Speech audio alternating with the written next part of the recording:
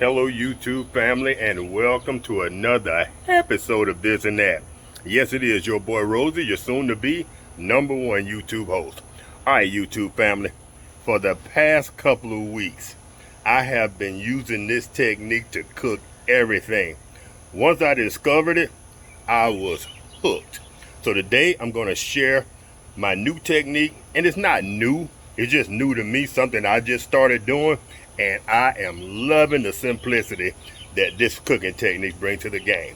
Alright family, y'all stay tuned, and I'll be right back to share this old ancient Chinese secret.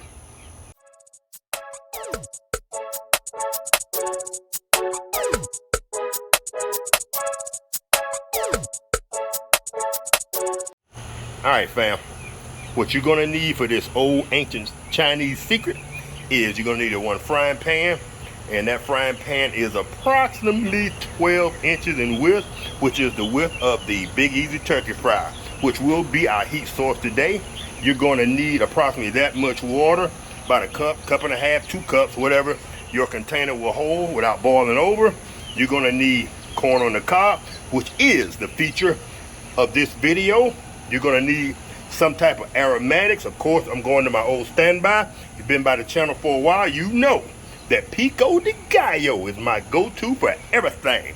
You're gonna need some soft butter, either melted butter or soft, so you can rub that corn around in it. You're gonna need some salt, pepper, and I use shrimp or crab boil. All right, family, y'all stand by. We're gonna go ahead and get this thing started by pouring our water in, get the Big Easy fired up, bring that water up to temperature. Oh, ho, ho, ho, ho, and I almost forgot. For those of you who are Big Easy turkey fry enthusiasts, and you listen to your boy, and you went ahead and bought this rack, it's gonna be very important for this process. If not, y'all gonna have to stand on the sideline and watch, or you're gonna have to order you one, or find a substitute for this basket. All right, family, y'all stand by. We'll be right back.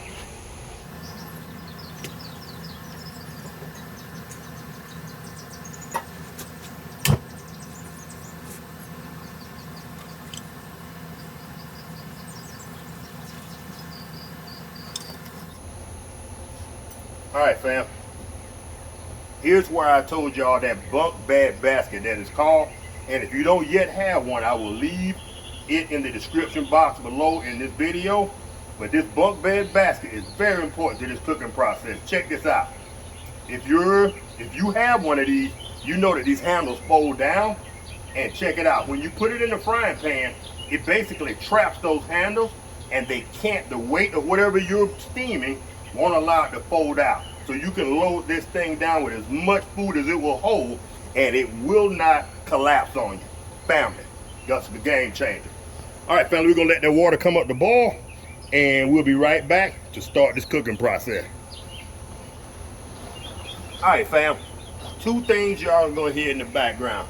Probably the air conditioning unit, because I'm not about to cut that AC off on Lady Red, and she's getting ready to go to work tonight and keep me living in the lifestyle I'm accustomed to, so y'all gonna have to deal with it.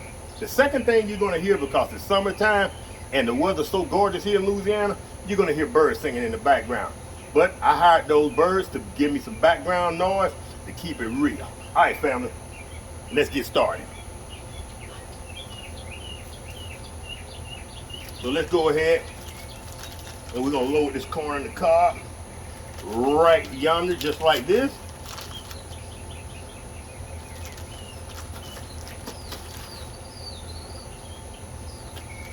We could force a 4-1, but I think we're just gonna go with the 3.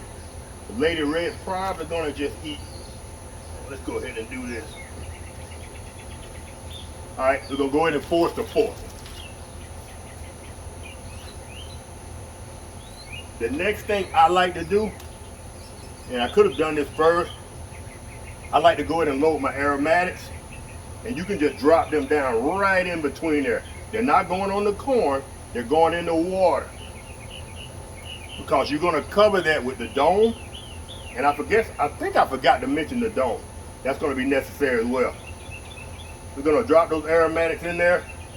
Let's go ahead and use the whole thing. Why not?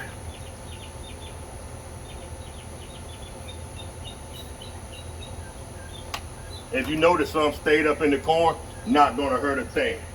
All right, the next thing we're gonna do, we're gonna take this shrimp boil. And the reason I like to use this, my favorite corn on the cob is corn on the cob that comes out of a crawfish boil. Love the taste of corn and potatoes that's been in the crawfish boil. So we're gonna pour about that much. If I had to guess, probably about a quarter cup.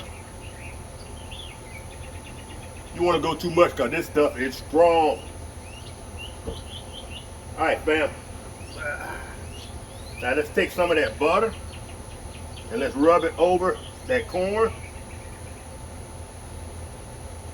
Matter of fact, let's try something.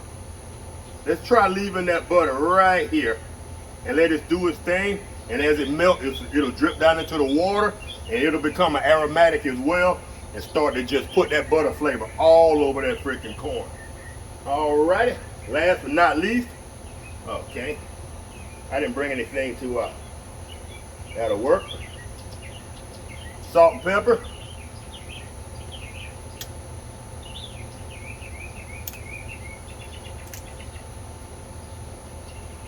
Whoa, whoa, whoa. Salt and pepper in the water.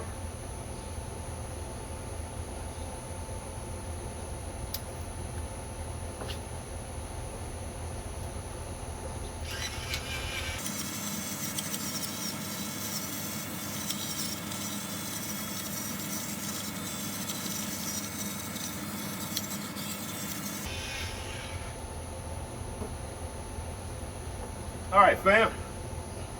Let's go ahead and drop that dome on top. Booyah, perfect fit. All right, fam, there you have it.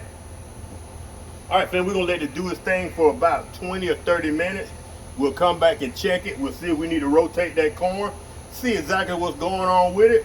But by then, we should have ourselves some buttery, crawfish flavored, salt peppered, pico de gallo corn.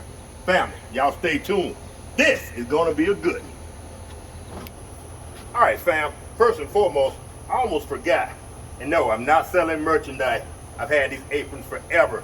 If you were around the channel in the early days, you might remember I wore this a couple of times. But when I was in the park a couple of weeks ago doing that Rouse's video and I accidentally pulled out that placemat, it changed the game for me. I wanted to get more official, more formal. So I found my apron and I pulled it out. The only problem is the manufacturer of this apron made... All right, fam, my phone actually cut out because it said it's too freaking hot here in Louisiana. But as I was saying, this apron has a manufacturer's defect. They made the string too freaking short for me to go all the way around, and it was supposed to be, I mean, I see everybody else do it, so evidently these strings were made too short. So I'm gonna have to tie a bow in the back blindfolded.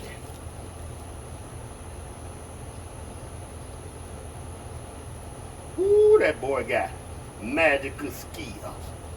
It ain't the first time I had to do this, fam. They make all my freaking strings too short. All right, family.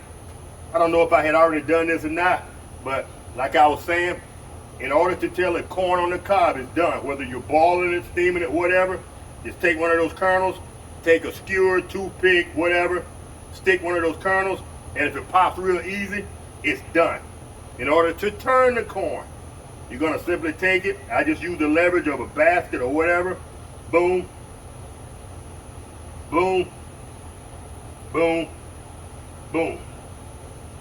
We're gonna get that another couple of minutes. Woo.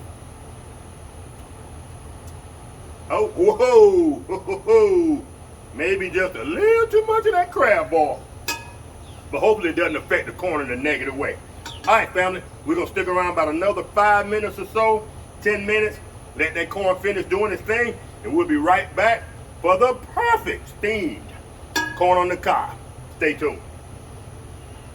All right, fam, let's go ahead and wrap this one up. It has been exactly 30 minutes, and the reason I know that is I started this the exact same time I had to wake Lady Red up, and that has been 30 minutes ago. All right, fam, go ahead and pull that.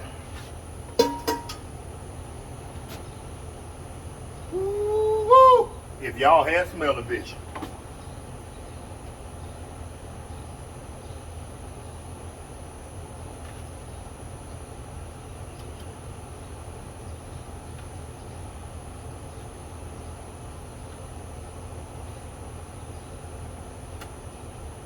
All right, fam. I got some fish out in the in my outside refrigerator, and I hate to see this go to waste. So, but y'all gonna have to catch that in the next video.